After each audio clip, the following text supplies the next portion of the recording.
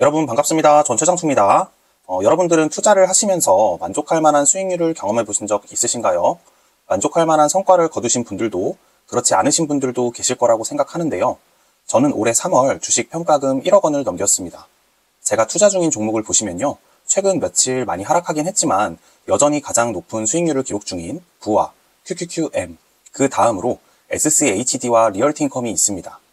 마이너스 수익률을 기록하고 있는 것은 아니지만 솔직히 작년과 올해 시장이 좋았던 만큼 많은 분들이 부러워할 만한 수익률은 아니라고 생각합니다.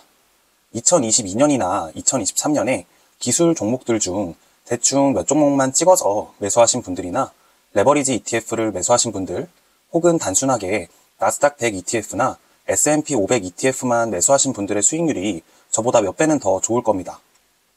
이미 지나간 일이고요. 조금의 아쉬움을 뒤로 한 채 저는 제 투자 전략대로 코스를 유지할 겁니다. 지수 추종 ETF를 베이스로 하는 배당 7, 성장 3의 비중으로 제가 모아갈 종목을 정했기 때문에 제 관심사는 온통 수량 늘리기 뿐입니다. 서론이 좀 길었는데요. 오늘은 1억이 넘는 포트폴리오를 운영하면서 중요하다고 생각한 것에 대해 말씀드려 볼게요. 투자 종목과 보유 기간에 대해서는 수도 없이 많이 말씀을 드렸으니 오늘은 보유 수량, 그리고 그에 따라 갖춰야 할 힘에 대해 말씀드려볼까 합니다. 주식 투자를 하다 보면 시드머니가 있어야 한다 라는 말 많이 들어보셨잖아요. 괜히 그런 말이 있는 건 아닙니다. 50%의 수익률을 기록해도 투자금이 100만 원이라면 투자 수익은 50만 원입니다. 더 좋은 수익률을 기록해서 300%의 수익을 내도 300만 원입니다. 반면 1억의 투자금으로 단 1% 수익만을 거둬도 투자 수익은 100만 원이 되고요. 10% 수익을 거둔다면 1000만 원입니다. 투자하는 금액이 커지면 커질수록 수익금은 더 높아진다. 여기까지가 우리가 많이 들어본 투자를 할 때 시드머니의 중요성, 즉 보유 수량의 중요성입니다. 하지만 단순히 시드머니가 중요하구나를 넘어서 한 가지 더 아셔야 할 사실이 있는데요. 늘어나는 보유 수량에 따라 평가 수익이나 손실도 더 커진다는 점입니다. 이것에도 쉽게 흔들리지 않는 힘이 필요한데요. 여기서 말씀드리는 쉽게 흔들리지 않는 힘이란 마이너스 수익률을 기록할 때는 물론이고 플러스 수익률을 기록할 때도 흔들리지 않는 힘을 의미합니다. 제 계좌의 평가 금액은 현재 약 1억 1,500만 원 정도입니다. 계좌의 1일 수익률 현황을 한번 보시면 1.03%의 하락으로 119만 원의 평가 손실을 1.57%의 상승으로 177만 원의 평가 수익을 보기도 합니다. 누군가에게는 많은 금액일 수도 있고요. 또 누군가에게는 적은 금액일 수도 있는데요. 하지만 만약 제 계좌의 평가 금액이 10배 늘어난 11억 5천만 원이라면 하루에 단 1% 하락으로 1,150만 원의 평가 손실이 발생합니다. 주식을 하다 보면 계좌의 3% 하락은 꽤 자주 만날 수 있는데요. 그렇게 된다면 하루에 3,500만 원의 평가 손실이 발생하는 거죠. 3,500만 원이면 꽤 괜찮은 회사의 신입사원 연봉 수준입니다. 11억 5천만 원의 계좌가 하루에 마이너스 3% 수익을 기록한다면 신입사원 한 명의 연봉이 사라지는 셈이죠.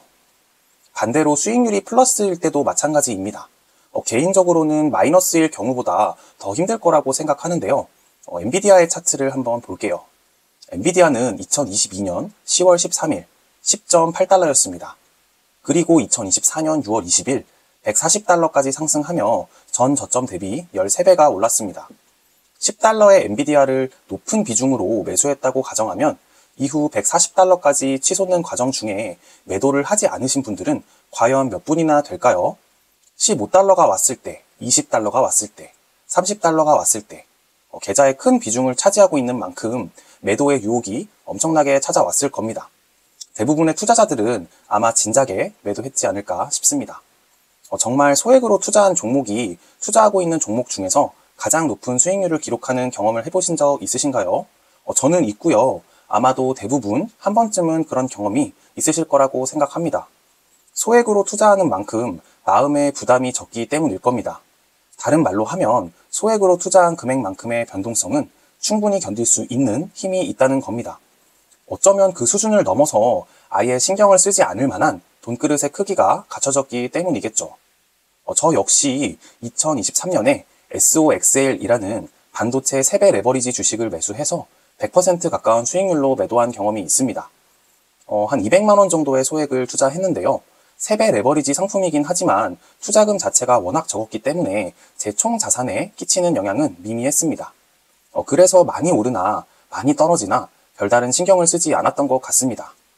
물론 현재까지 SOXL을 보유했다면 300%가 넘는 수익률을 기록 중일 겁니다.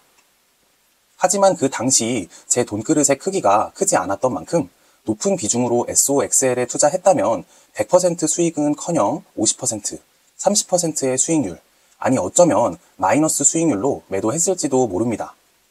제가 처음 투자했을 때를 생각해 보면 하루에 5만원씩, 10만원씩 늘어나고 줄어드는 계좌도 적응이 안 될 정도였습니다.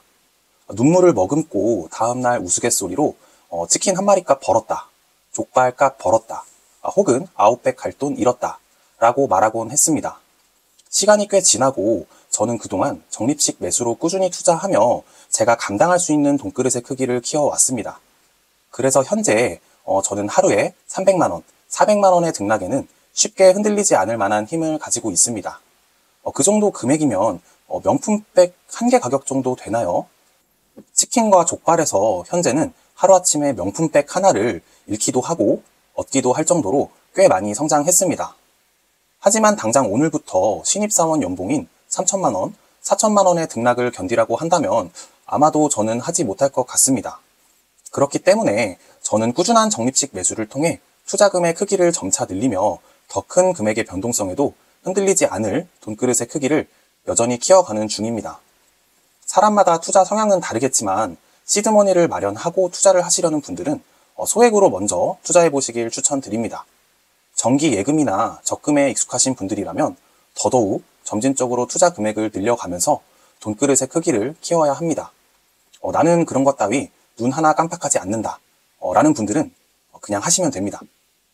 복리라는 것이 존재하는 한 우상향하는 미국 주식은 오랫동안 장기 투자하는 것이 가장 뛰어난 성과를 보여줄 것입니다. 거기에 보유 수량까지 많다면 성과는 더 좋겠죠. 장기 투자에 실패하는 것 딱 하나입니다. 바로 매도하는 행위인데요. 주식이 오르면 오르는 것에 대한 매도 유혹, 떨어지면 떨어지는 것에 대한 매도 유혹, 각 섹터별 투자 비중에 대한 고민, 정치, 경제, 사회, 문화의 이슈를 전부 반영하는 시장으로부터 오는 압박감, 여러 가지 이유들로 대부분의 투자자들은 주식을 매도하게 되는데요. 문제는 정작 팔아야 할 때는 사고 사야 할 때는 주식을 팔아버리는 악순환을 반복한다는 겁니다. 주식을 한번 매도했을 때 매도한 주식의 주가가 치솟는다면 내가 매도한 가격이 생각나기 때문에 다시 그 주식을 매수하기란 정말 쉽지 않을 겁니다. 대부분의 투자자들과 마찬가지로 저 역시 그 타이밍을 맞추지 못하기 때문에 매도 없이 그저 수량만을 늘려가는 계획을 세운 것입니다.